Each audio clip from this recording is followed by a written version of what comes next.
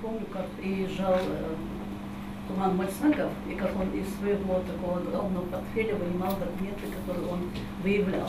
Эльза Мужухоева вступает в ряды регионального военно-исторического общества. За ее плечами не один десяток проведенных конференций на тему Великой Отечественной войны, а также статьи о защитниках Брестской крепости. Признается, сейчас, когда она стала частью такой масштабной организации, чувствует еще больший стимул и дальше копаться в окопах правды. Работая со студентами, я все время поднимаю вопрос об участии ингушей в Великой Отечественной войне.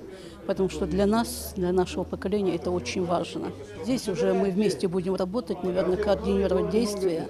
Изучение и популяризация военно-исторического прошлого России, а также патриотическое воспитание молодежи – таков лозунг общества. А ее председателем ингушского движения назначен директор музея краеведения Магомед Сагов. Его кандидатуру предложила заместитель председателя правительства Марьям Амриева. Для меня очень большое значение имеет только потому, что вот я считаю себя патриотом России.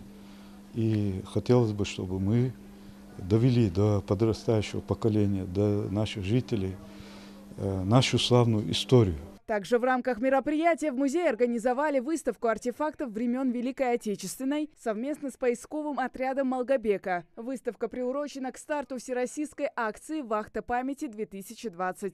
Рады сегодня показать артефакты его поискового движения в нашем музее. И хочется вручить членский билет. Вручают членский билет и руководителю поискового отряда за неоценимый вклад в отечественную историю. По словам Беслана Дзейтова, чтобы найти свыше 100 экспонатов и проделать такую колоссальную работу, им потребовалось больше 7 лет. Эта выставка у нас находилась месяца 4 в патриотическом центре Терский хребет Малгобекского муниципального района.